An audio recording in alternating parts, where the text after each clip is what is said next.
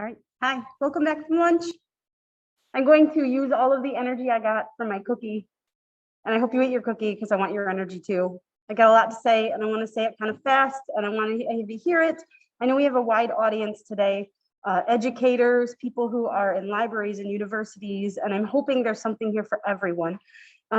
Before I start my presentation about interacting with non-native speakers, I want to share a little bit about the work that I've been doing with the Kalamazoo Literacy Council and WMU, given the fellowship platform that I have enjoyed since August. So let me start by introducing myself. I'm Jen Kruger. I've been an instructor here at Western in the World Languages and Literatures Department for about 9 years. I've been an ESL instructor on and off for ESL of Southwest Michigan and Kalamazoo Literacy Council for about 4 years, I think. In 2020, I was approached to start teaching a virtual evening level 1 class, which sounded daunting, but this is sort of beginning of my journey, learning how to be a virtual teacher, learning how to interact with students who had very little English. And I've been really enjoying that fellowship. I want to tell you right now a little bit about the work I've been doing and the work that I hope to continue to do as a fellow between WMU and Kalamazoo Literacy Council. I'll use my fancy clicker here. Maybe. So Michael Evans made me aware as I was ruminating on a project I had as a parent and as an ESL teacher, the experience of parents who do not speak English. And as we were talking about it, we decided it would be a good idea to have a curriculum that meets the needs of those parents who would like to join into the literacy discussions and the literacy classes available, many of which you've heard about today, but maybe they don't have access yet. So what we set out to do is design a curriculum that meets those needs. And I'm going to read to you briefly what I've done. I've designed a curriculum that meets the needs of non-native parents specifically who require the extra language and culture support, which we're going to talk about today. It simultaneously provides ESL instruction and parent literacy as a shortcut to real life survival needs. Our students don't have the luxury of learning first and living later. They have to do it all at once. So we want to give them that shortcut, that ladder to succeed in real life as they're trying to learn language, culture, literacy skills. I'm attempting to avert the problem of inconsistent attendance in adult ed. This is exacerbated when parents are working, sometimes strange shifts. They have young children. Their lives are crazy and they can't always come. They can't always come on time. Sometimes they have to leave early. So with this curriculum, I'm experimenting with self-contained lessons, which means if you couldn't come last week, you can still participate fully this week. It's a little different than how our regular level 1 classes run, where we build over time, which we will also talk about today. So we're playing with that, and so far it's going pretty nicely. Each lesson that I've designed provides a parent literacy skill that a parent can walk away with and use tomorrow, at the same time that it provides useful grammar and vocabulary, some of which is review, some of which is not, and that's different from student to student, because this curriculum is designed to supplement their regular classes. So some of those students are in person, hybrid, online. Some of them are attending often or not at all, and coming back, hopefully. So depending on where any student is, we'd like to be able to meet the needs of all of them, but this is a supplemental class. And it offers ultimately a path to KLC's parent, health, finance, and digital literacy, and the discussion groups there so that parents can get connected with other parents. And for that reason, I've designed it to sort of mirror those programs as they exist at KLC and lead our learners there. What I've done so far with the semester that I've had, I've researched the existing programs out there that are specifically targeted at parents who are learning the English language. There's not much, and there's not much that's accessible. So I started on my own and I developed a concept and a platform on a Google site, which I'll show you in a minute, for the curriculum to host the, as of right now, level 1. So I've created the lessons and the lesson plans for the level 1A, 1B. At KLC, our level 1 is really a broad spectrum of students with pre-literate skills all the way up to almost level 2. So there's a lot of range there, and we're trying to cover all of that. And then I've implemented and refined the lessons in our pilot class. Every Wednesday night we meet. We have a wide range of students who come in varying groups, and we learn something every time. So then I can go back to the curriculum and I can make necessary changes based on what we've learned. As I come back as a fellow next year, my intention in the spring is to create lessons and lesson plans for the second semester of the course. So we've got the fall semester created and ready to go. Now the spring semester, which is going to be sort of a cycle of similar topics that maybe are a bit more advanced this time around. Continue implementing and refining the lessons from the pilot class. The same group of students and hopefully a growing group will go through the class and will continue learning and changing the curriculum as we go. I'd like to begin developing the instructional resources portion of the website so that teachers who encounter the website have a wealth of materials to help guide them in how to use it. And then with the second semester next year, I'd like to begin developing a level 2. So I imagine that a ladder up to KLC's literacy offerings are somewhere around a level 3-ish for our ESL learners to join in. So we're going to need to build that ladder for them so that they can come up and join in with the native speaking parents. Yeah, create the lessons and lesson plans for level 2, continue developing the instructional resources, maybe include some videos demonstrating the way that we use these materials. And with the help of several professionals, I'd like to create a read aloud program, either separately or joined in with this, depending on how it works best, where we can offer books at an appropriate level to our students, teach them how to read them aloud, feel comfortable with the content in it, with the cadence of reading, so that they can take the book. Hopefully we can provide the book, they can take it home, build a home library, and feel confident creating that multi-generational learning moment where they can snuggle up on a couch and read a good book, maybe get familiar with American literary icons, have definitely a multicultural experience in their home library. So these are the things I'd like to continue doing as I work as a partner with WMU and KLC to create this curriculum for parents. I'd like to show you just briefly the website that I've designed in order to host this. It is as of yet incomplete and growing, but you'll see there's a page for instructional resources that I hope to design. There are 2 resources that have been mentioned today, ESL Library and Burlington English, that are featured heavily in the lessons. So there are instructional materials for each of these on how to use them and best practices and tips for teachers, especially those teachers who are teaching online or hybrid, and maybe it's not immediately obvious. Here's a hosting section for our read aloud program when we get that going. And you can see I've tried to keep this super visually simple. Every lesson has its own little banner, which includes an embedded slideshow. It's organized by semester, and you can see the content that will be covered in each lesson, which also means that you do not have to teach them in this order. You can do what's best for your students. Jackie mentioned sometimes I expect a certain student to come and that student doesn't come and someone else does. This means I can move around, I can move back and forth. Some of these lessons I've taught twice because I had an evening with a wholly new set of students and I thought they could use this. So they don't have to be taught in order, they can be used at teacher discretion. But let me show you an example of what one of these looks like. If I click on the slides, see if the clicker works this way. No. They always begin with a picture to discuss and open up conversation around what we do and do not know and what feels familiar and different. What's going to be covered. There's a lesson plan with an objective and the CASAS competencies. Our students are evaluated according to the CASAS test. So here are the competencies that will be covered, including a lesson plan that is designed to be flexible.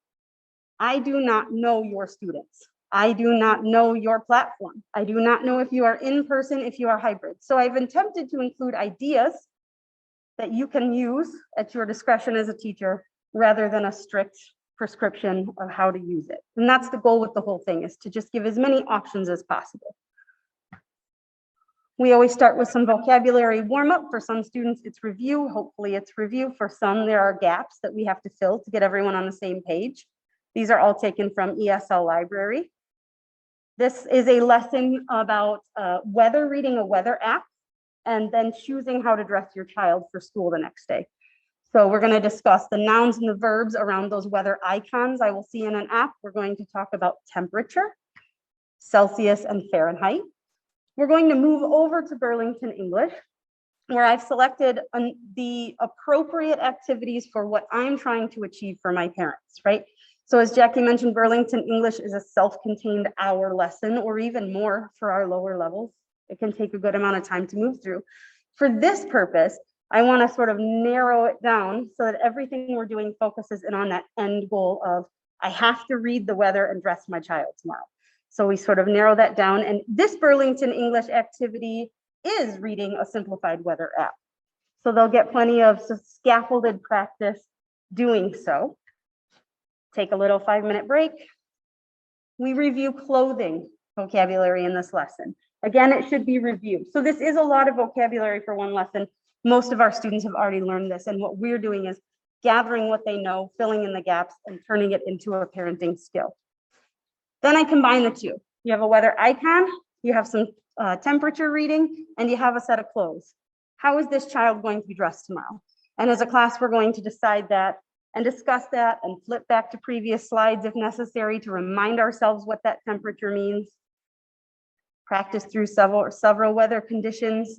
And then I take a screen grab of a local weather report for today so that my students can look, hey, tomorrow on Thursday, when my child wakes up, what are the English names for the pieces of clothing I will put on them so that they are appropriately dressed for the weather report that I successfully and confidently read.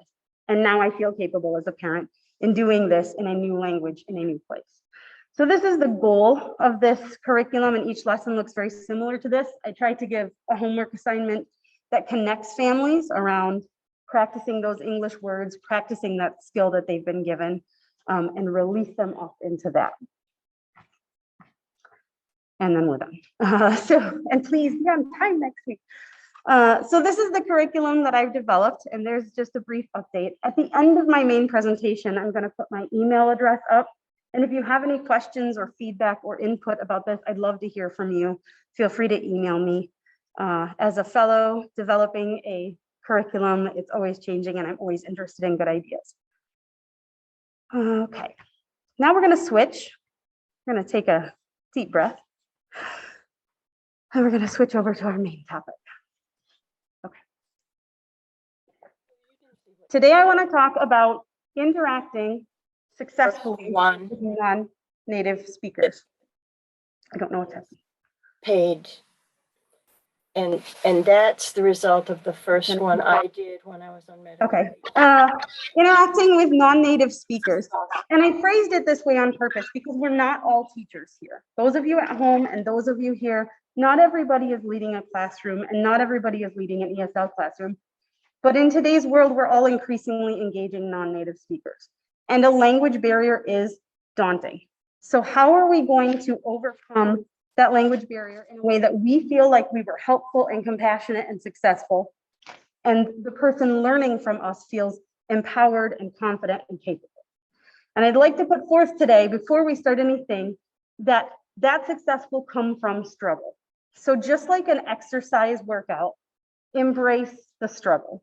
It's not going to be easy, but the effective learning is going to come in those moments when you start with, what do I do next? And then you stop and you think, and you compassionately move forward with your student. And that's what we're going to try to talk about, some strategies to do today. I broke this down today. We're going to talk a little bit first about the people that we're trying to teach, our students, your role in their learning, regardless of whether you're a teacher, a volunteer, a tutor, a class assistant, a library professional, whatever it might be, adult literacy. The strategies that I can share that I've learned along the way, and then some additional resources for you. I hope that by the time you leave, you'll feel confident relating to and communicating with non-native speakers, that you'll be capable of preparing and delivering ESL content, either an entire class or a tutoring session, or even just one communication moment that you're being intentional about. I'd like to explore some specific teaching and communication strategies, many of which are a lot like what Jackie and Rose shared with you, and help you feel capable of finding good additional resources moving forward. I will tell you that this slide is designed to be a resource for you. So I may not share everything in the slides, and there are lots of links to lead you further. So if you need access to this at a more interactive level when we're done, feel free to email me. I can share it out with you. I think they're going to be shared out through the symposium as well. For our purposes today, who is a teacher? You are. If you interact with a non-native speaker in any way, even if it's a small moment and you just want to be a kind and compassionate community member, you are in that moment a teacher. If you give yourself and your student the grace and patience required, you can create a positive moment and they can learn something. When there is a language barrier, the most daunting moment is the first one. Start with a deep breath and a smile, because smiling will get you everywhere. Smiling will get you everywhere. Let's talk about your students. Let's start first with the language learning experience. I want you just to contemplate for a brief moment, or maybe turn to somebody near you. If you're at home, put it in the chat. What do you think it would feel like to learn a new language while living in a new country and culture? What experiences do you think that you would most urgently need words for? What do you need to be able to do first? Turn to somebody near you, turn to the chat, share some ideas. What it comes to mind first? What do I need?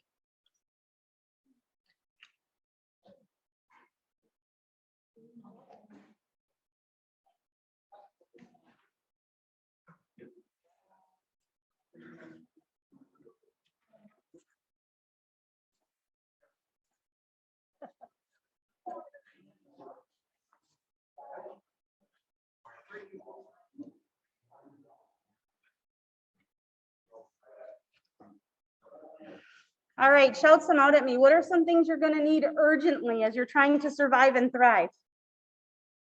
Yes. Basic life stuff. More. Housing. Numbers. Money.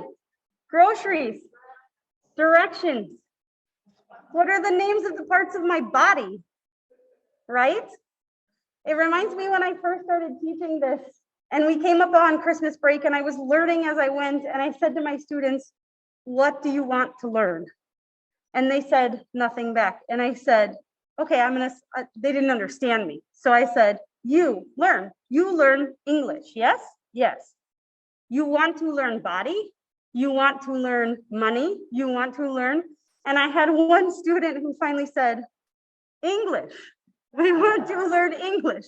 They needed everything, right? They need to know everything. And just like you would, if you were suddenly transplanted in a new culture, there would just be so much just to get through today and tomorrow. As an English teacher and a culture guide, we can significantly impact the life of a non-native person. And this is important, show compassion to those who may be recovering from trauma and upheaval. With that, I'd like to clarify the difference between refugees and immigrants. Refugees are people who are forced out of their native countries, often in violent circumstances such as civil war, and many homeless refugees take up residence in temporary camps. This is upheaval. This is trauma. This is startling, right? Immigrants choose to reside in a new country, which is not to say that it's an easy process. It's a harrowing process. It's still very hard to acclimate, and everybody in either of these categories needs support, needs help, needs compassion, needs smiles. I'm going to reference this book a lot. You're going to see it in the slides. There's a physical copy out on the table and a link here for purchase. This book is called Teaching Adults. It's put out by New Readers Press, and it has a lot of similar things to say to what I'm saying and much more. So if you're looking for a good resource to lean on in whatever capacity, I'd highly recommend this book. Let's start first by talking about the culture of students. And this is adapted from the 3rd chapter of the Teaching Adults book. Culture is built from where we live, who we know, and like everything else. Many of you know this iceberg reference, right? And everything that's above the water is this really obvious stuff. It's the food we eat. It's the music associated with the place we come from. It's the clothing we wear. It's the language we speak. Under the iceberg is complicated. It's nuanced. And I'll tell you what, I probably couldn't communicate to you what's under my iceberg. I don't know. That takes a huge level of self-awareness that we don't even all have access to. So how am I going to communicate it to you or have you understand it? It's nearly impossible. Furthermore, culture is both shared and individual. So think about where we are right now. Not only am I a product of Western culture, but of the United States and of the Midwest and of Michigan. And I don't live in the UP. I live in Kalamazoo. Each of these carry with them a culture. Furthermore, I don't live in the Edison neighborhood, which has a very specific culture. I live in West Mitchell neighborhood, which has a different culture. And I'll tell you what, the neighbors that share the fence at the back of my yard, their culture is very different than mine. So it's already specific to my household. Culture is complicated, and it's a space where we have to explore together. So we create a welcoming environment as teachers and as community members for people to experience and share their culture and experience and share ours as well. As teachers, we have to keep in mind that there are different cultural ideas of really significant things like time, eye contact, academic conduct, and more. And we have to adjust our expectations accordingly. So some examples. In many cultures, the idea of being late is very different than it is here. I have so many students who do not show up at 6:30, and they have no idea unless I tell them that that's a genuine expectation in American academic conduct. Classroom chatter. I have students from certain cultures where this constant hum of chatter goes on between them, and they're helping each other, and they're supporting, and they're engaging. But then I have students from another culture that doesn't communicate that way, going, why are they being so disrespectful in this classroom? So we have to constantly adjust expectations. We have to communicate what the expectation in this space is, but do it with kindness so that everybody can feel comfortable. Those are just some examples. Assume always that there's a reason for a behavior that a student is doing, and give them a chance to openly talk about it, discuss it before making any judgment. And this doesn't only mean don't judge people. It also means bring it up, right?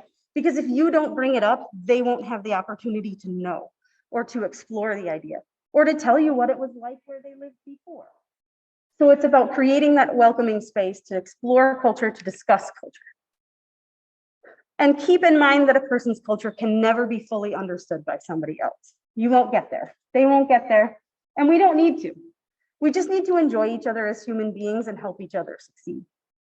So ultimately, we have grace for ourselves, our students, and the ignorance that we're going to continue to share. And we're going to embrace the struggle. In terms of our students' educational background, move this out of y'all's way. Our students come with a wide range of educational backgrounds. Some of them will never have set foot in an academic setting. Some of them will have completed post-secondary training. And with this comes a language skills spectrum. This is also from the Teaching Adults book. You'll have students who can speak English, sometimes fairly well, but they can't read or write. Students who can read or write, sometimes fairly well, but not really speak yet or understand. Students who never learned how to read or write in their first language. So now they don't have literacy skills to transfer to a new language. They really have to start from scratch. We have many students whose first language does not involve the Roman alphabet. So I went ahead and took the sentence, I love teaching, and I translate it into Arabic and Russian. And if you put that sentence in front of me, I'm done. I'm out. I have no idea. And for our Arabic speaking students, they're reorienting themselves because it's all backwards. Think about how daunting that is as you're trying to learn a new language. And oftentimes, if you are an ESL teacher, you have a group of students who come from 6 different countries, 6 different languages, 6 different experiences, and we have to make everyone feel welcome at the same time in that. This will also affect academic conduct and computer skills, the history that our students have in academic settings.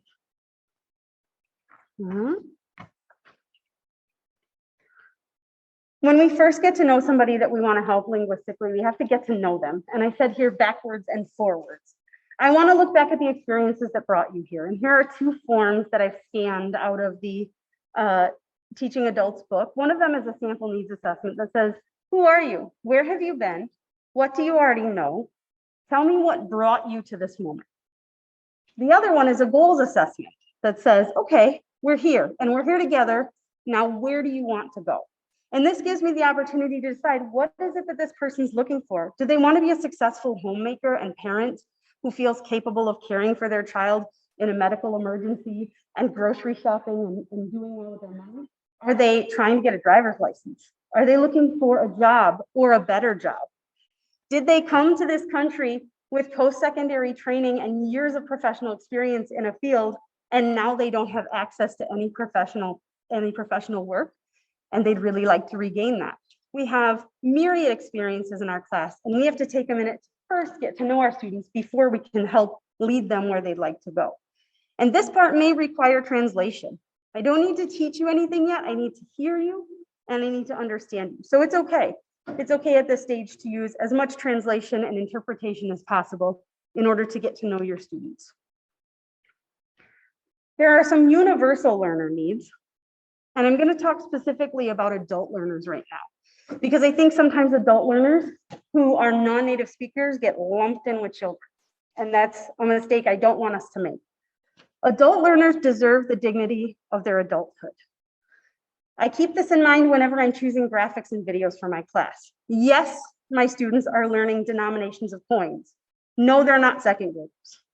So I'm not going to choose a second grade video for them. I'm going to try to find something that's geared towards adults, that's informative, that's sharp, and I'm going to give them the dignity of their adulthood as we do so. I'm also going to take into account existing knowledge. Recently, I taught the parenting class the ideas of healthy and unhealthy. What I'm keeping in mind as I'm teaching it is you as an adult probably already know the difference between food that's good for your body and food that's not. What you don't know are the words to communicate it. What you don't know are American food traditions. What you don't know is how to read a nutrition label here yet, right? So these are the things that we're going to talk about rather than assuming you don't understand the difference between healthy and not healthy. And it can be tricky because when I try to explain it and students think I'm talking about what food they like and don't like, I have to really sort that out for them and give them the words healthy and unhealthy. But once they have that, they still know everything that they knew before, and now they can bring it into their new culture, their new grocery store, their new life as a human body that wants to be healthy. Adult learners always learn best what's relevant and immediately applied to life. They need and expect our respect at all times, human to human. Adult learners have a wealth of skills and experiences, and they've already overcome barriers already. They have as much to teach us as we have to teach them. We just happens to be the ones with the English language in our pocket. That's the difference. Our adult learners need useful feedback. I remember being in Germany, attempting to learn the German language and looking at my friends and saying, help me get better. And nobody would help me because they just wanted to say, you're doing so good, your German is so good. And I'm like, I know, but I want it to be better. And I need you to tell me what are the things I can fix. So we're here to actually open the conversation and give useful feedback. Our adult learners need cultural knowledge that will lead to personal success, right? So some cultures have communal child supervision. If I'm at a grocery store and my kid's running all over, it's fine. Because look at all the adults around here who are going to correct my child if necessary, keep my child safe, right? If I come into an American grocery store with that mindset and my child's running all around, I'm getting dirty looks, I'm getting harsh words. My kid is not as safe as I think they are, right? I need somebody who can come to me and say, hey, just so you know, this isn't how it's done here. And do it compassionately, right? Not in a way that says your way's wrong, my way's right, but you're standing in an American grocery store and your child is not as safe as you think they are. So let's open those conversations. Let's help each other out that way. Adult learners need you to believe in them and they need you to communicate it. It takes a minute to learn a language. It's frustrating, it's difficult, sometimes you want to give up. But when you're trying to survive in a new place, you can't. So you just need someone to smile at you and tell you, you can do this, it's okay, and I'm here. I want to talk a little bit about something called affective filter. Some of you may already know about this, and I'd like you, if you do, to think about specifically what this would look like and feel like to someone who's a non-native speaker. Affective filter is a hypothesis put forward by a man called Stephen Krashen. And I want to show you this graphic that I found that explains, I don't know if you guys can read that. The idea of the affective filter is it's almost like there's a wall in your mind, right? And when that wall is really tall, it prevents input, it prevents cognition. So I can plan a really great lesson, you're not going to understand or get anything from it if that wall is way up here. So that's called a high affective filter. A low affective filter is a crumbled down low wall that says, Learning a language is hard, but I can do it. And I'm calm and I'm ready to learn. And so if this filter is weak, more input gets through and it can be processed better, right? So this is this physical example here of the well. There are 3 variables listed here, and I'm going to give actually many more that can affect the height of this wall. One of them is motivation. What is the motivation? Many of our non-native students are just pretty darn motivated because I do have to grocery shop tomorrow. My child has an earache and I really do have to call the nurse, right? So that motivation is an intrinsic motivation. Our job is to recognize and help maintain that motivation in difficult times. Self-confidence, can I do this? Can I do this here? Can I do this now in this virtual classroom, in this physical classroom? And anxiety goes hand in hand with that, right? If I feel like I can't, I'm too busy worrying about that and I can't learn whatever grammar it is you're trying to teach me right now. This is affective filter, and it's very real for our students. Some factors that can raise the affective filter, so higher wall, error correction, which we're going to talk a bit about today, the need for quality error correction and the damage that can be done by poor error correction, forced output, forcing a student to say, write, do something they're not ready to do, isolation, think pandemic, think virtual learning, how do we combat that, embarrassment when I get something wrong or I'm forced to output, or lack of comprehensible input. If the thing the teacher is putting in front of me is just too hard and I can't get it, I can't get it. And not only that, here goes up my wall, because now I don't believe in myself. I don't think I'm going to be able to succeed here. Now I'm worried and I'm distracted and I'm tuning out. This is the affective filter, and we're imagining it like a wall. We want it to be low, not high. And I'm going to refer to that a lot today. Okay, let me go back to. So I would like to include some other factors here for our students. Think social comfort. Not only social comfort, but cultural social comfort. Many of these cultures interact differently with other genders, with groups of people in an academic setting. So all of those things are going to come into play for an individual and how comfortable they are in a learning moment. The learning environment that the teacher established, that's social in terms of the rapport that we all have and the engagement with each other, but it's also actually how comfortable we are in the material and in the environment that we're in, virtually or otherwise. Motivation and helping students maintain that motivation. How comprehensible is my input? How supportive is my teacher? Are they paying attention? Do they know when I'm struggling? And also personal moments. If my child is sick, I'm sorry, my wall is higher. You don't have all of my attention. If I worked all day and then I cooked dinner and then my kids had homework questions and I can hear them in the other room fighting, but I'm trying to understand what you're saying, I'm sorry, my wall is higher. Some of these we can't affect as teachers, but we can do whatever we can to recognize them, to help students, parents, adults find workarounds, and then to affect those that we can, like the input and the lessons that we're putting in front of them. Let's talk a little bit more about our role in our students' experience. I'd like to put forth that a good English teacher, and again, this is if you're developing an ESL class, this is if you're developing an adult literacy or K-12 class and you have a non-native speaker coming in, whatever it might be. A good English teacher is well-trained, good job, that's what we're doing right now, is intentional, is reliable, flexible, they're paying attention. They're paying attention to needs and they're adjusting accordingly. A good English teacher is very attentive to body language and facial expressions. If my student doesn't have the language to communicate to me what their experience is, they're going to communicate it non-verbally. Am I paying attention? A good teacher is open-minded and non-judgmental, patient and friendly. A patient English teacher is comfortable in silence. It's okay if you take a quiet minute to figure this out. That's all right. I'm comfortable and I'm smiling and I can wait.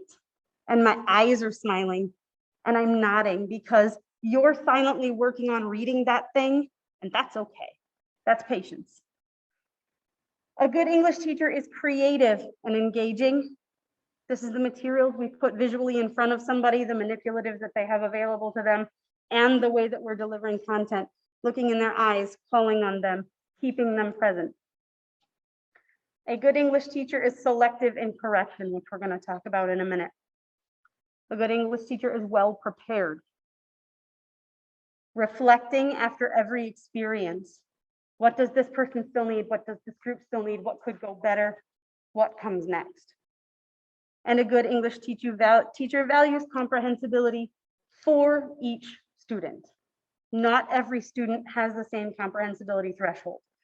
So as I'm teaching, I'm looking at each of you and I'm saying, great, you got it. What more do you need, right? It has to be comprehensible to everybody.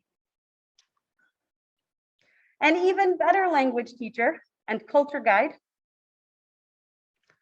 speaks clearly and slowly, more so than feels natural. The number of times I've taught an ESL class and then maybe my mom has called me on the phone and I've said, hi, Mom, how are you? Because I just didn't turn it off yet, right? It's a whole different skill to speak in a way that is accessible. That being said, I am not speaking louder and I am not being condescending. This person is capable of understanding me. They may just need me to slow down and make what I'm saying accessible to them.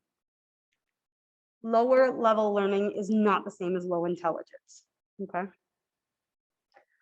I use only the simplest words and sentences without idioms.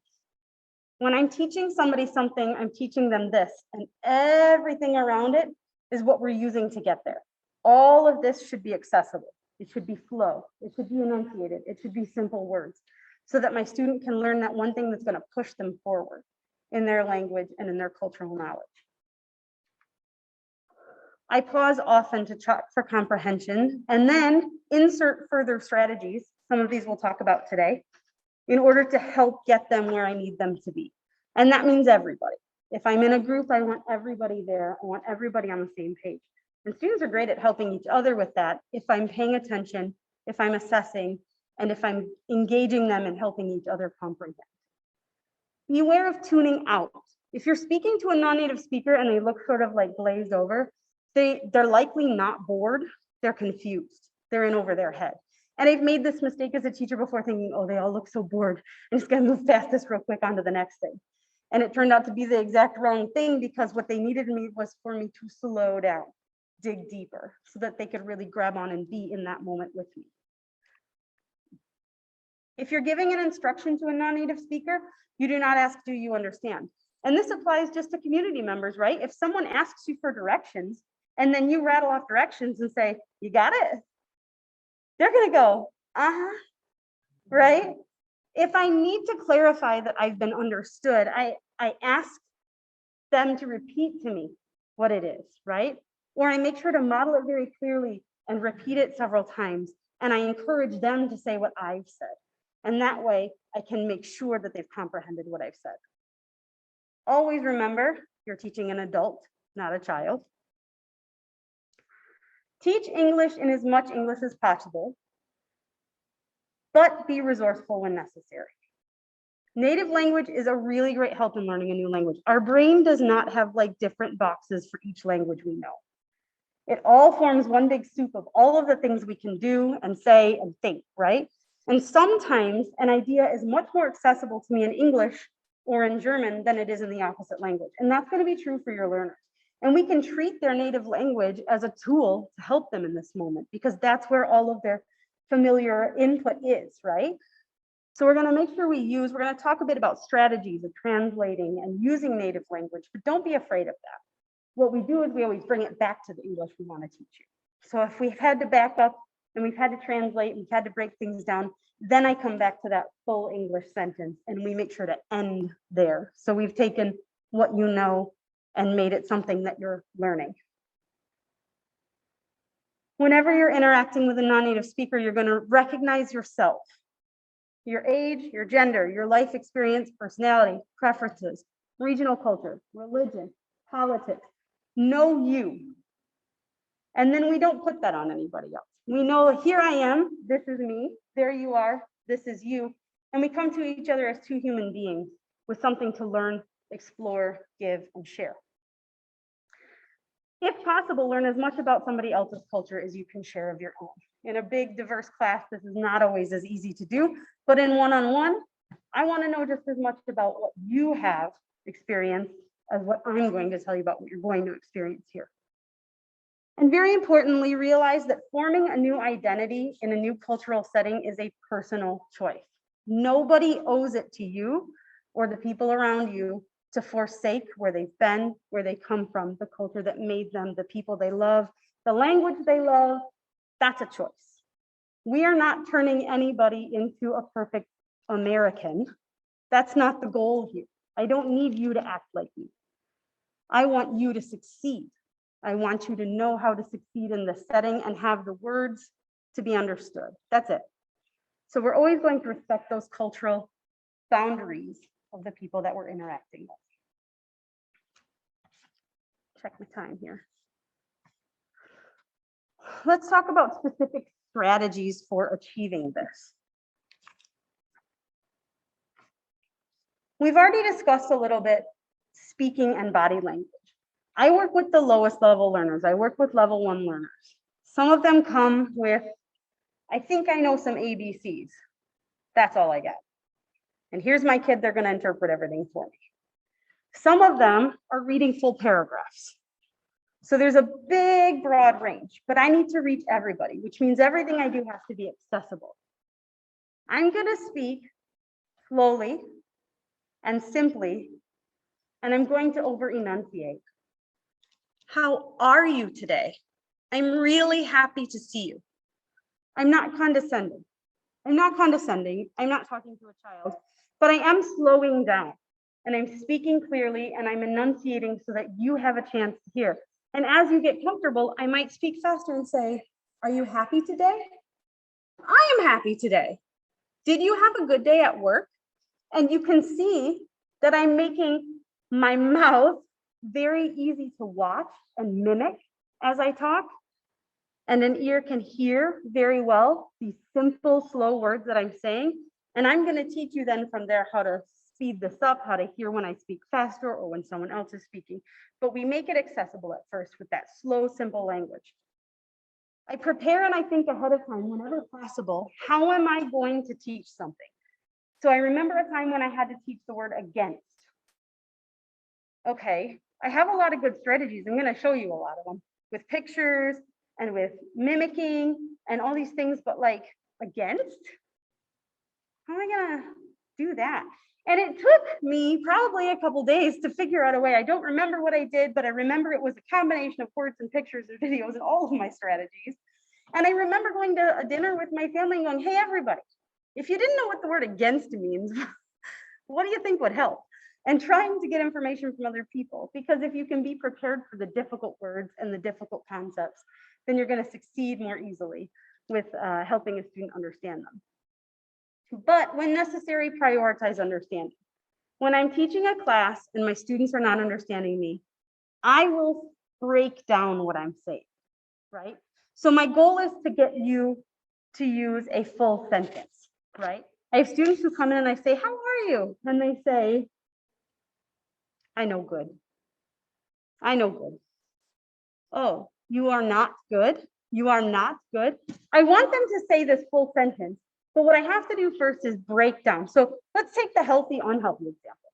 I'm trying to teach healthy versus unhealthy, right? And I'm saying, okay, good for you, healthy, good for your body, right? Good for you. And they're going, I like it. I like pizza. Oh, pizza. And I can speak in full sentences to them and say, oh, okay, but pizza is not healthy for you. They're not getting it. So I break it down and I say, pizza no good for you. Pizza, oh, don't feel good. Pizza, heart, no good. Yeah, pizza, face, no good, right? Some students are going, oh, it's not about whether I like it or not. It's about if it's good for my body. Other students, they're still confused. Like, what is this crazy person doing up here? So then I go over to Google Translate. And that I think we had 4 different languages: Arabic, Spanish, Kinyarwanda, and I don't remember what else. So we translated into each of those, let the students discuss it. And then I say, how do you say healthy in your language? And when they can repeat it back to me, now we've broken it down. We've prioritized understanding from the sentence I want them to speak. Pizza is not healthy. apples are healthy. And then broken it down to, now we're all the way back to your native language, and I'm going to build it back up. I'm going to say, oh, now pizza, no good for you. No good for your heart. Ooh, no good. Apples, good for you. Yes.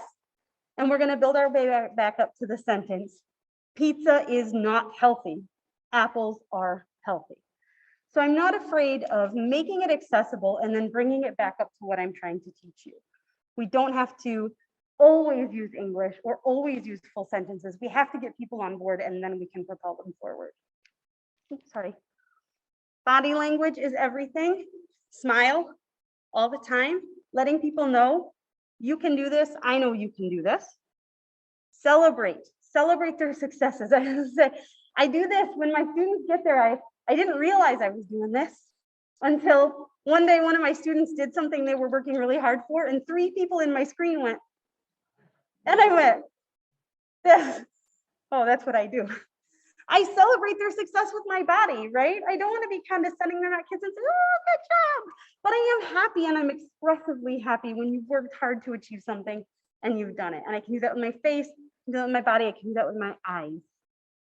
Facial expressions, right? Facial expressions are everything. If I'm teaching you emotions, if I'm teaching you healthy, unhealthy, whatever it is, I can make like a not good face, and I can make a good face, and I can be very expressive in this way that helps enhance what it is I'm trying to teach you. Gestures and acting out words. A couple of years ago, I had a level 2 class that was doing a health unit, and 3 of the vocab words were chills, shivering, and seizure. And they kept asking me like, what difference? What difference those words? And it was like, so I went home and I thought about it, right? And I was able to come with pictures and words and say, chills, sick, fever. And I can write the word sick, and I can write the word fever, and I can have chills, right?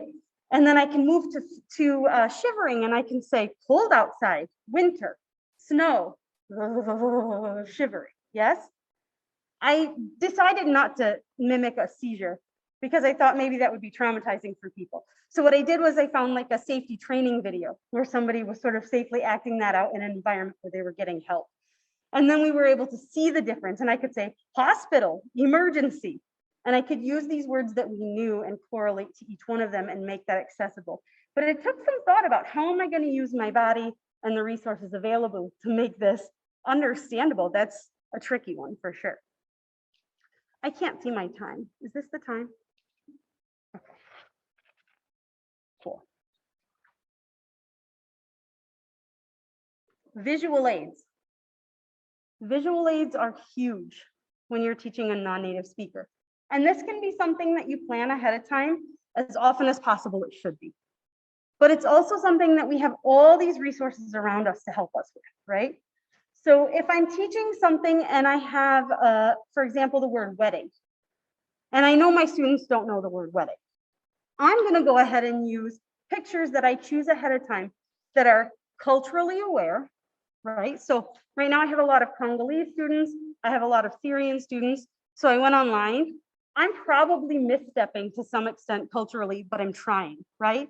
To find these culturally familiar pictures of weddings.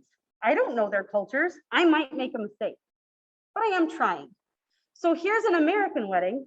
Here's a wedding picture that I found for a Congolese wedding and a Syrian wedding.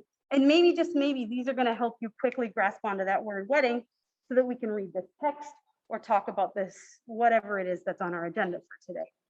As much as possible, I plan ahead. I like to use Google Slides because I can insert everything into them. These are Google Slides today. The website is Google. I find it nice to be able to embed videos and pictures and have everything right there for me, so I'm not moving around too much in class and then students kind of like don't know where to look. So if at all possible, give some intentional thought to the visual aids that you want to use. Pictures on your screen are super useful, and that's true even in person, right? If I'm going to be teaching hybrid or even in person, projecting pictures up here is a really easy way of making quick connections between words and ideas. Just like the ladies mentioned physical objects, and it's funny that you mentioned silverware because that's exactly the experience I had last year as I was teaching the level 1 class and we were doing an at-home unit, right? There are things we can mail our students, like I believe we mailed our students each a set of practice coins at one point, but we didn't in time mail them a set of silverware.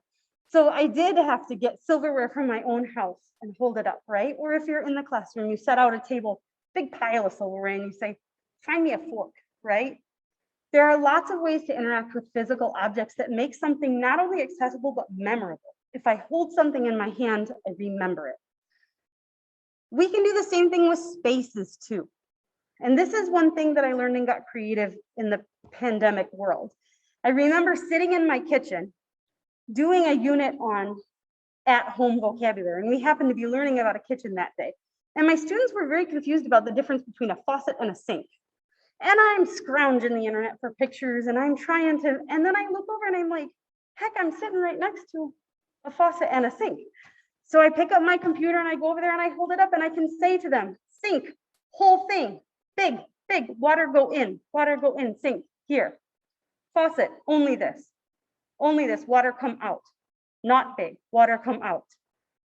Now we've seen it, we've had really simple explanation, and now I can say, this is a sink.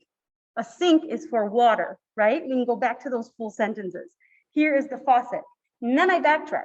Here are the pictures we were just struggling to understand. Now, where's this faucet? Which part is the sink?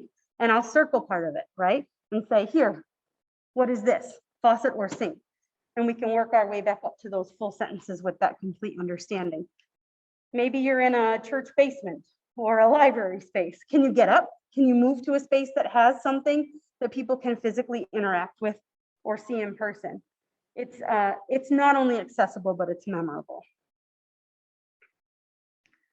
Sometimes we don't plan ahead with our pictures, right? There are always words that come up that I didn't anticipate coming up organically or in the text that I just didn't see. Or maybe, as Jackie said, I planned one lesson and that student didn't come. And so now I'm flying by the seat of my pants and trying to do this other lesson and I didn't have pictures ready. Google Images is incredible, right? It's always better to plan ahead, which I learned in that weather lesson I showed you when my students were struggling with the word storm and stormy. So I went to Google Images and put in stormy, and there were just a bunch of pictures of Stormy Daniels. And they all kind of looked at me like, now I'm really lost. And then I'm scrambling for like storm or thunderstorm. I went to YouTube for videos. They're still confused. And then eventually we landed on a picture that helped. Plan ahead whenever possible. But when it's not, I went ahead and put a Greek word here on the screen. I could teach you lots of things about this. I could tell you probably in Greek, right? That it's green, that it's long, that it can be cold. And you're like, I don't think I fully get it, right? But the minute I go to Google Images, which is a tab that's always open on my computer, and I type in this word, you see a picture, and the first word that comes to mind is cucumber in your native language.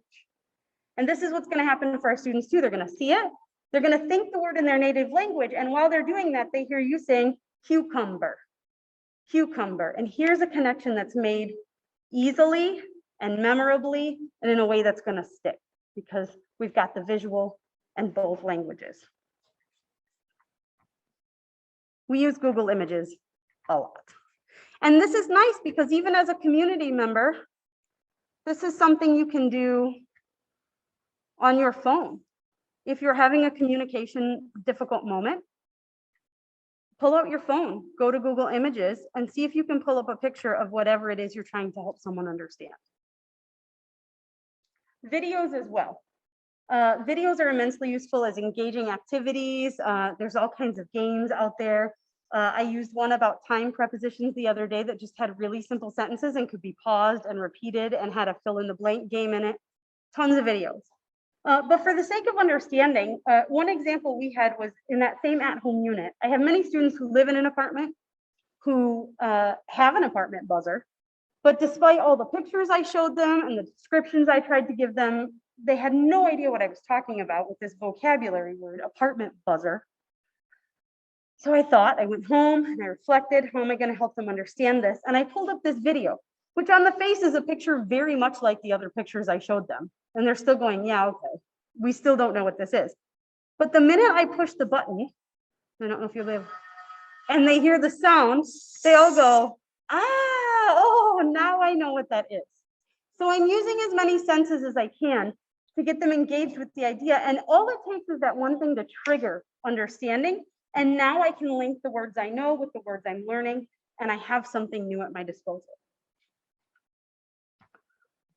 And again, YouTube is something that's available on all of our phones, right? So this is something that's readily available in a planned ahead moment, and also in a, I just got to figure out how to get through this moment and help somebody understand what they need right now. I want to talk for a moment about feedback, pronunciation feedback. I'm missing a slide. Okay, I'm missing a slide, but I'm just gonna verbally deliver it to you. When it comes to feedback and the corrections that we're gonna make for students, we're going to make sure to be very selective. I'm not going to correct everything. In fact, for our lowest level learners, I'm gonna let many more mistakes slide than I ever address. I'm going to be selective, and I'm only gonna correct a few things. If I'm the right person to do it, if it's the right place to do it, if it's the right moment to do it. The types of things I might give feedback on are pronunciation, but this is going to be something I've already taught you, or something that's easily addressed in this moment that I know you can fix, or I know you can achieve right now. I'm not asking you to struggle without some intention behind it. Sentence structures. A lot of our students are missing little words. We call them little words, the articles and the prepositions in a sentence, right? And if we want to push them that one step further, we want to get them to remember those little words and to speak them. That might be something that I would give feedback on if a student has left one of those words out of the sentence or put the words in the wrong order. And then targeted content, the thing I'm teaching you right now. This is the thing I might, or maybe the thing I taught you last lesson. Those are the things I'm going to correct. The rest of it, make as many mistakes as you need to in order to engage in this moment with your effective filter low. Yeah, we're going to keep that effective filter in mind. Some feedback methods that are really useful, and there are more than this out there. One of them is called recasting, and it's a really kind way of showing the student the correct way of doing something. So that student that shows up to class and I say, how are you? And they say, I'm good. And I say, you are good, you are good, you are happy. I am happy. I am happy. Are you sad? I know sad. You are not sad. Good. You are not sad. And I'm not condescending, and I'm not really outright correcting. What I'm doing is repeating what they've said correctly so that they have the chance to just hear it. Some students will then repeat after you, and they will do it that way. Or maybe they're not there yet. Maybe they hear you, but they still feel a little embarrassed they made a mistake, so they just take it in. That's fine too. Good feedback is about giving feedback that can actually be received by the person that you're trying to help, right? We don't want to raise that wall on them. We want to make them feel competent and capable. Another one would be, as I just modeling and repetition. If I can say something first and get you to repeat it, this is a good way of giving feedback as well. And then I repeat as many times. I am happy. I am good. I am not sad. And I say it 3, 4 times because this person is trying to learn and they may need that extra time with it. With more advanced students, or with students with whom you have maybe a greater rapport, you can repeat a question, a mistake as a question. I don't recommend doing this with everybody, but I have used this in my German teaching moments, and I found a couple moments with my non-native speakers. For instance, I have one student, we've been working very hard on the TH sound, and I've modeled it for them a lot. Yeah, and I use my mouth and I use my fingers and I model it and they join in. And when I put a new word in front of them with a TH, nail it. It's great. But they have these words they have habits around. And one of them happens to be the word mother. So as we're reading this family unit and we're working on the sound and we see mother and brother and these words that father that I have a habit around, they know what they're supposed to do and they're capable of doing it, but they fall into a habit. And so with a few of those students, I can say, your mother, and they go, mother, and then they fix it. But I only do that when I know that that student is gonna feel okay. And they're gonna be able to pick it up and go with it. They're gonna learn from it and not feel defeated. Ultimately, we wanna remember this affective filter. When we're giving feedback, our job is to help somebody feel competent and capable, bringing that wall down, helping them pass through it, not building it up by correcting them and making them feel incompetent. So one of the areas we want to talk about this is pronunciation. And you can see I've got these affective filter faces. And next to the sad guy, this high wall, I've got this German word, Schokoladenlikör. And any of you who speak German, you're hearing my accent. I have one. We all do, right? I remember being at a dinner party at a table, being made a drink by this lovely German woman who just was not going to give me that drink until I said it right. And I thought, come on, lady, we all know what I'm saying. But she had been a teacher in the past and she really wanted me to get that pronunciation right. And I do not kid you when I tell you she made me say that word 50 times. And at some point, I'm like, they all sound the same to me, and I don't know what the purpose of this. And I'm embarrassed in front of my friends. She thought she was teaching me, and she was not teaching me. I was not even capable at that point of hearing the difference or grabbing onto what she was doing. She was raising my wall as she thought she was teaching me. So what we need to remember as we give effective feedback on pronunciation is that clear speech is our goal and not perfection. We all have accents. It is not my goal to remove yours. My goal is to make you feel like you can go out into the world and be understood. And that's it, right? That's it as a teacher. So here's how I envision effective feedback when it comes to pronunciation.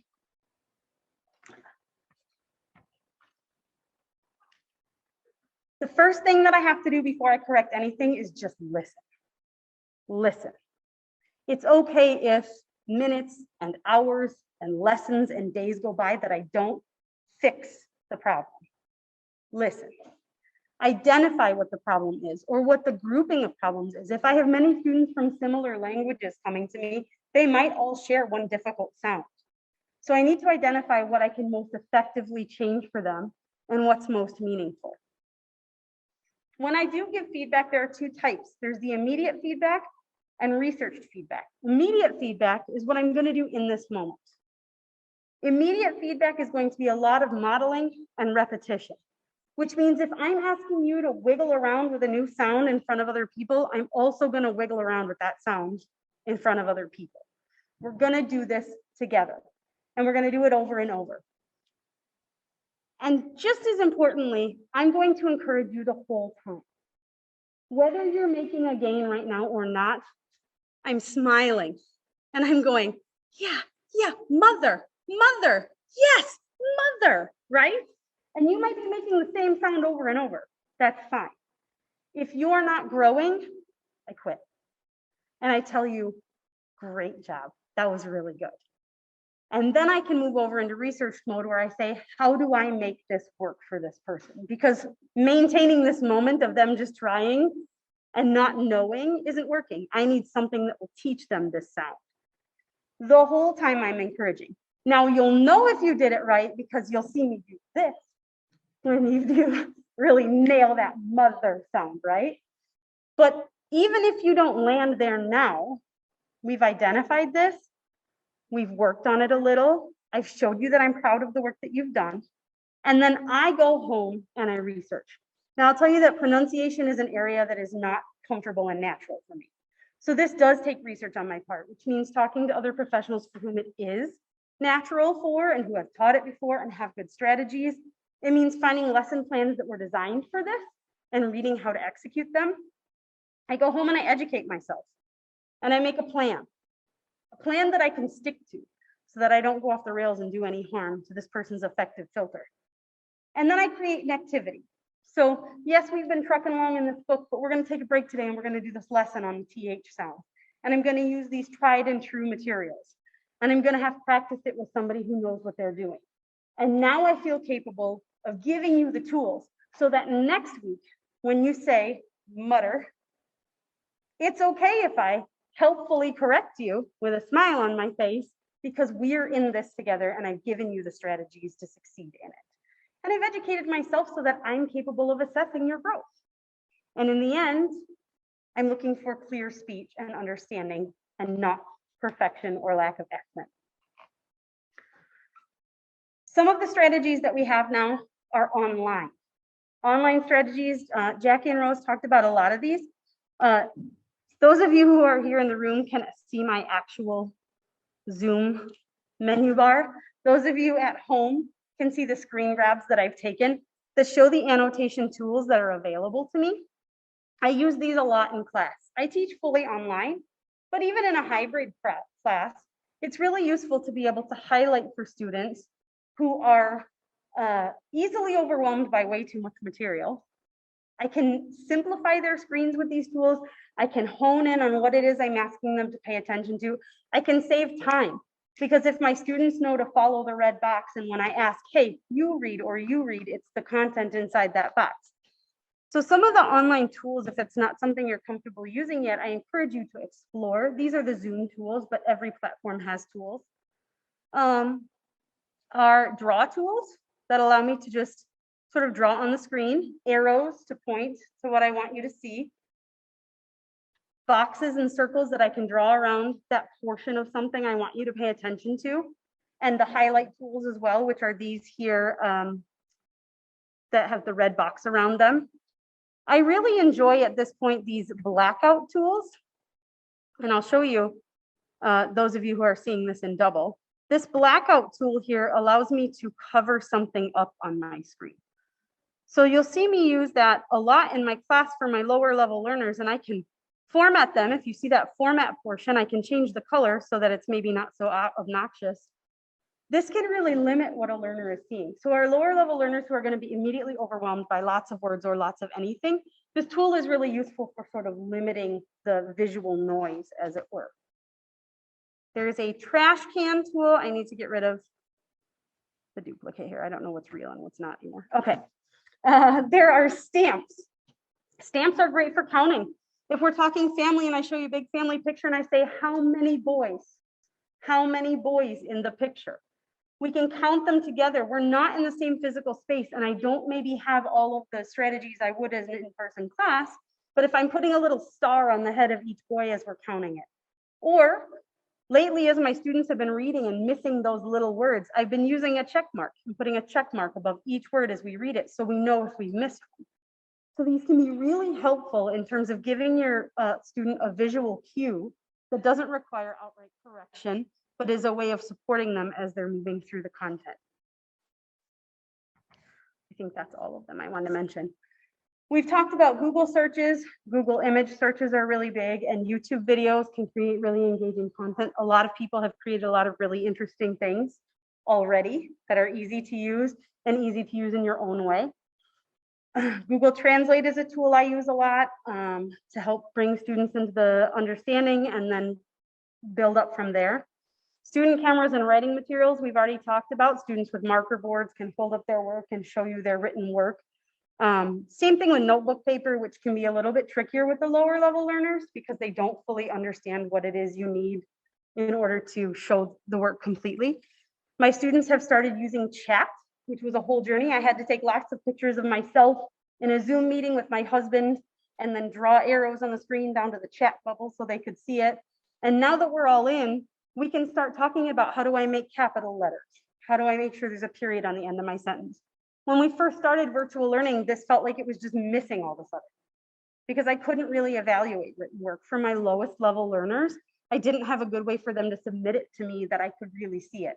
And now we're starting to develop these strategies where with chat and with the dot cam, I can really maybe start to, I'm getting ready to teach them the trick about take a picture and text it to me. We'll see if it works.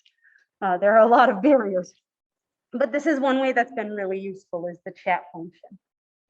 Breakout rooms, which we've also explored today. If you have a classroom assistant or if you have the opportunity, you can break into smaller groups. This helps give every student more of a chance to participate. Some nights I have 10 students. 10 students is a lot of students on a little screen. And so if we can break up into 2 or 3 groups, then each group has 3 students and now everybody can take a turn reading or answering personal questions or whatever it might be. These are things that we use a lot in our virtual classes. And again, I'm a big proponent of the slides. I like that I can have a very well prepared set of pictures, a link to a learning game. I can have videos embedded in here. Some of these activities are taken out of textbook that we use, but I didn't want all of the visual clutter in the textbook. So I was able to grab just the picture of just the thing I wanted you to focus. And that activity might have been a 4-step activity. So I gave it 4 slides, and we could really take it 1 step at a time. Having a set of slides, I think, gives you a chance to do all of that thinking ahead of time and that preparing ahead of time and a lot of the scaffolding ahead of time, which is what we're going to talk about next. Many of you, if you are educators, already know about scaffolding, but I'd like you to think about it in a new way today in terms of a non-native speaker. Maybe you're delivering content in a classroom already and everything is scaffolded, great. And then a non-native speaking student comes in. They're going to need further support. You can scaffold an everyday interaction. You can scaffold a conversation. If you're aware of what somebody needs to achieve the conversation, the communicative moment, the learning that you're trying to put in front of them, you can build those supports. So I want to overview the idea of scaffolding, which is a theory, and spiraling, which are theories put forward by Jerome Brunner. There's a really cool video linked here. I would highly recommend you watch later if you'd like more information on this. The idea is that individual lessons and lesson series are scaffolded, which means we make the learning achievable through temporary support strategies. This happens at the moment-to-moment level and across 5 or 6 lessons. Student progresses from passive observation of me modeling something to real-life independent production, but they do it gradually. And I'm going to break this down even further. At the same time, I'm spiraling. Spiraling means I'm looking back to review previous ideas. I'm teaching you something new, and I'm peeking ahead at ideas to come. And the whole time I'm doing it, the things that we've learned widen in complexity because you are becoming more and more capable of exploring them. So I want to look at each of these more closely, starting with scaffolding. Scaffolding is the idea that I'm supporting you to the level that you need support, which is a flexible thing. I start by chunking the material. I never give a student more than they can handle at one time. I break things down into smaller chunks, and I check their comprehension regularly and effectively. Teacher is attentive when student needs demonstration, suggestion, guiding questions in order to make them feel capable and competent to keep moving forward up towards that learning outcome. I'm giving effective feedback and I'm reflecting on student experience so that I can continue to adjust to their need. And sometimes this has to happen over the course of several lessons, and sometimes I have to readjust over the course of several lessons. Most of the material that you find will already be scaffolded for you. So Jackie talked about Burlington English. I've shown some things from ESL Library. These things are already scaffolded. My students need them scaffolded more. They need me to break it down further. They need me to support them individually and as a class in all kinds of ways, using my annotation tools and my pictures, breaking down my language so that they can understand it for a minute. All of these things we've talked about are used as scaffolds to help bring the whole class or the whole group or that one person up to where they can achieve what's being asked of them. Another version of this is called the I do, we do, you do model.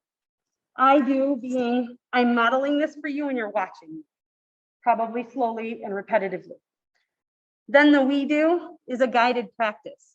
You're going to try this out. I'm right here. I'm in it with you. I'm asking you guiding questions. We're doing it together. You're trying to read it. I'm helping with words you're struggling with, these kind of things. And then the you do is when your student practices with the thing while you stand back and assess, you observe. Many times when I get to the you do portion of it, I realize, oh, that student needs more help. And I jump back in and we go back to the we do until I know that they really truly are ready to explore this output and then have something they can take out into the real world successfully. 2 examples of scaffolded lessons. This was a vocabulary lesson we did. We were talking about money. My students were struggling to add up and communicate the totals of denominations of money. Partly, coins are really tricky on a screen. Too many of them look the same. One thing I wanted to take into this lesson is the adulthood of my students. Most of my students, they understand basic math.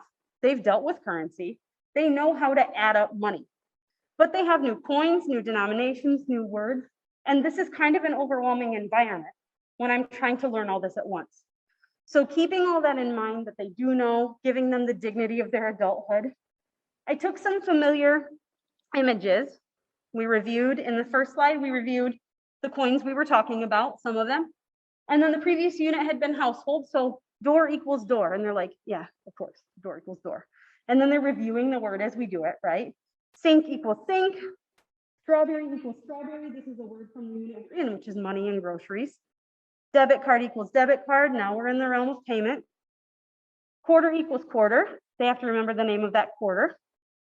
Then we start to break it down into individual units becoming one, right?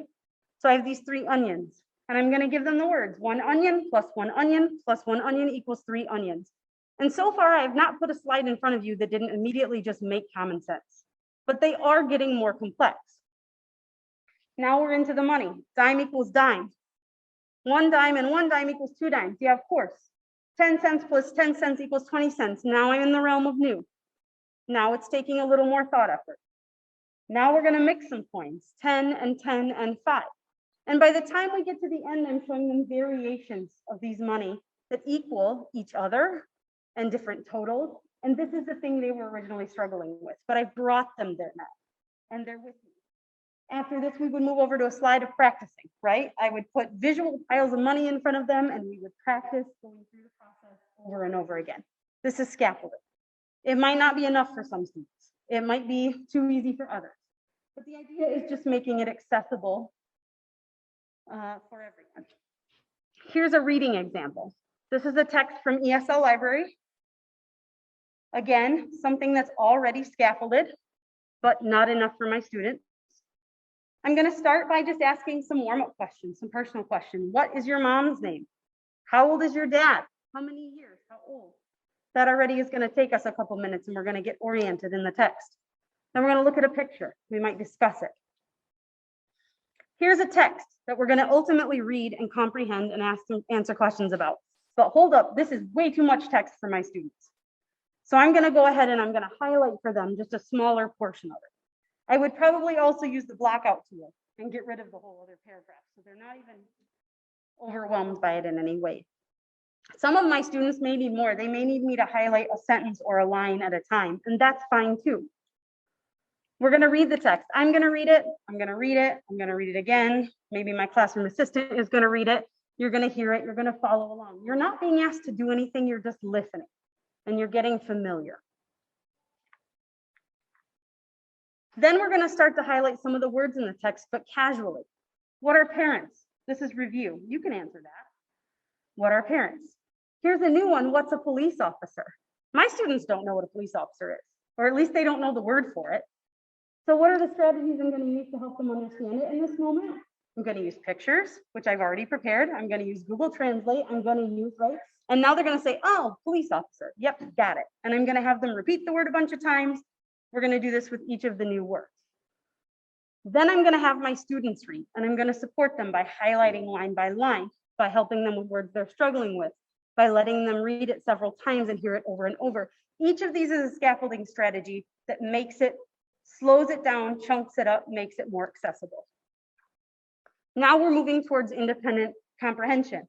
I will read, you tell me what word is missing. Spell the word.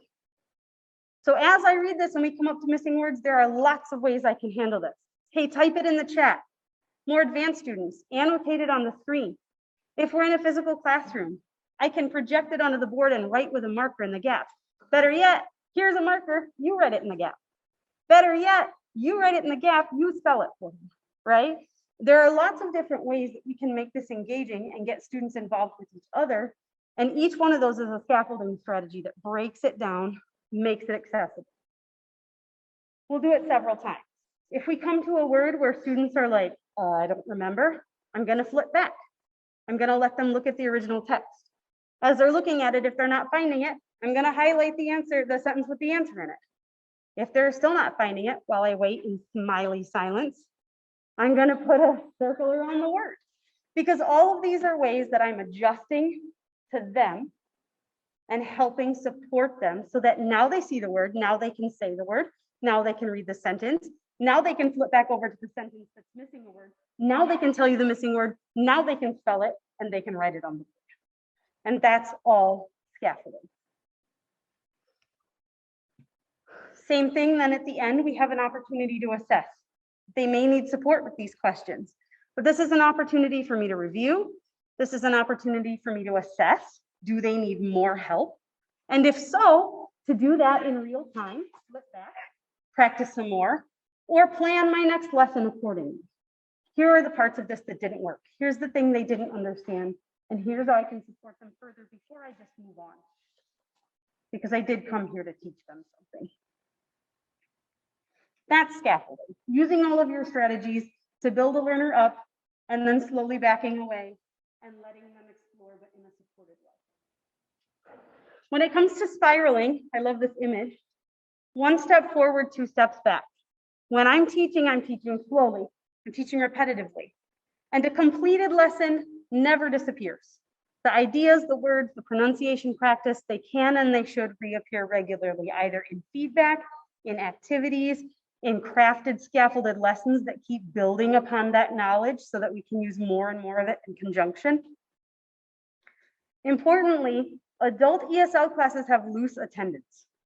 This means that spiraling is huge because I will have students show up. This happened last class on Thursday. Students who I had set up on Tuesday, our whole Tuesday lesson was a build up to our Thursday lesson. And half of my students were there and they were ready. And the other half weren't there and we're starting from scratch.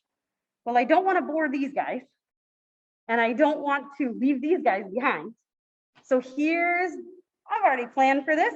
Here's how I'm going to spiral, and I'm going to rope everybody in and get them on the same page so that we can move forward in a way that brings everybody together and allows me to teach something new. Also, new material is much more accessible if it's not entirely foreign. You'll see this in good textbooks. They hint at what's to come. Even before I teach you something, if you look back at the last chapter, it's been nuggeted away in all these little parts of the text and in the instructions, right? I can do this as a teacher too. When I knew I was getting ready to teach possessives, I knew possessives was going to be tricky. I knew I was going to have to scaffold it in all these different ways. The couple weeks before that, I made lots of personal questions about your mother and my book.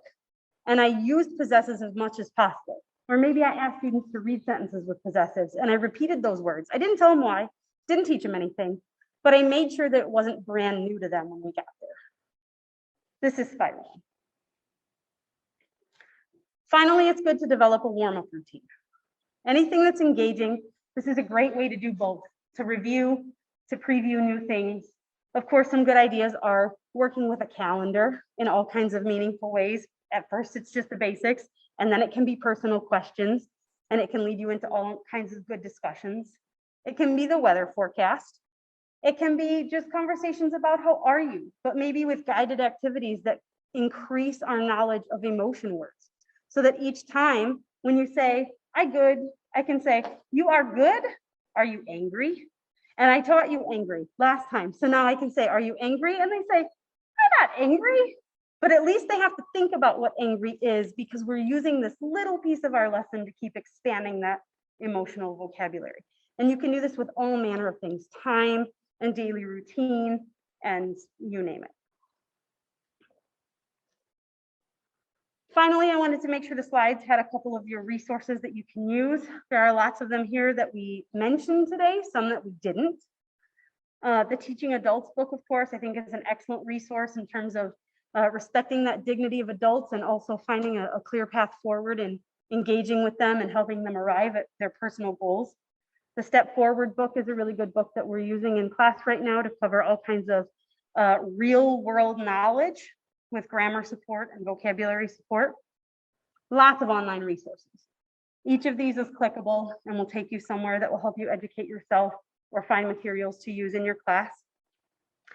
KLC uses Burlington English and ESL Library. These are subscription programs, but they are endlessly useful. They are already scaffolded. They understand non-native speaking students. And I do sometimes manipulate them, scaffold them further, but they are immensely intuitive. And I think both of them, Burlington English and I think ESL Library, can be used by students outside of class as well for their personal learning. Other teachers, other tutors, professionals in your organization and in other organizations are always an important resource. They know things you don't, you know things they don't, and you're all experiencing the same thing together. So reaching out is immensely useful. And I've also included a link here to Kalamazoo Literacy website if you want more information about the work we do or getting involved, because we always need more volunteers. And that's my presentation. I am happy to receive emails with questions or feedback on the curriculum we've developed or anything that thoughts you might have. So there's my email address. And I look forward to hearing from you. Thank you.